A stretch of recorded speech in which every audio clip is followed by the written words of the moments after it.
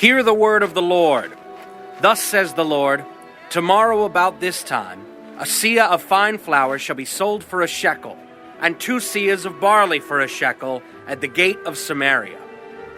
So an officer, on whose hand the king leaned, answered the man of God, Look, if the Lord would make windows in heaven, could this thing be? In fact, you shall see it with your eyes, but you shall not eat of it. Now there were 4 leprous men at the entrance of the gate. And they said to one another, Why are we sitting here until we die? If we say we will enter the city, the famine is in the city, and we shall die there. And if we sit here, we die also. Now therefore, come, let us surrender to the army of the Syrians. If they keep us alive, we shall live. And if they kill us, we shall only die. And they rose at twilight to go to the camp of the Syrians. And when they had come to the outskirts of the Syrian camp, to their surprise, no one was there. For the Lord had caused the army of the Syrians to hear the noise of chariots and the noise of horses, the noise of a great army. So they said to one another, Look, the king of Israel has hired against us the kings of the Hittites and the kings of the Egyptians to attack us. Therefore they arose and fled at twilight and left the camp intact, their tents, their horses, and their donkeys, and they fled for their lives. And when these lepers came to the outskirts of the camp, they went into one tent and ate and drank, and carried from it silver and gold and clothing, and went and hid them. Then they came back and entered another tent, and carried some from there also, and went and hid it. Then they said to one another, We are not doing right. This day is a day of good news, and we remain silent. If we wait until morning light, some punishment will come upon us. Now therefore, come, let us go and tell the king's household.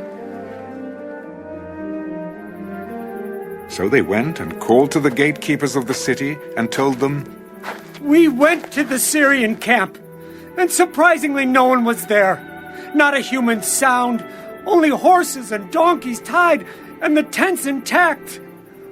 And the gatekeepers called out, and they told it to the king's household inside. So the king arose in the night and said to his servants, Let me now tell you what the Syrians have done to us. They know that we are hungry. Therefore they have gone out of the camp to hide themselves in the field, saying, When they come out of the city, we shall catch them alive and get into the city.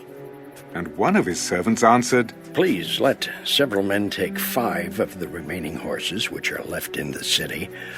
Look, they may either become like all the multitude of Israel that are left in it, or indeed, I say they may become like all the multitude of Israel left from those who are consumed. So let us send them and see. Therefore they took 2 chariots with horses, and the king sent them in the direction of the Syrian army. Go and see. And they went after them to the Jordan. And indeed all the road was full of garments and weapons, which the Syrians had thrown away in their haste.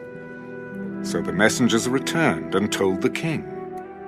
Then the people went out and plundered the tents of the Syrians. So a seah of fine flour was sold for a shekel, and 2 seahs of barley for a shekel, according to the word of the Lord.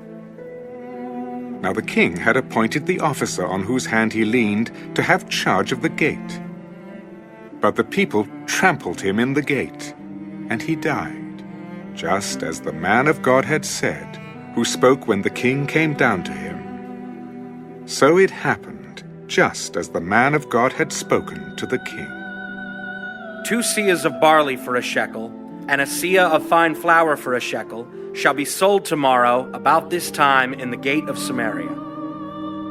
Then that officer had answered the man of God, Now look, If the Lord would make windows in heaven, could such a thing be? And he had said, In fact, you shall see it with your eyes, but you shall not eat of it. And so it happened to him. For the people trampled him in the gate, and he died.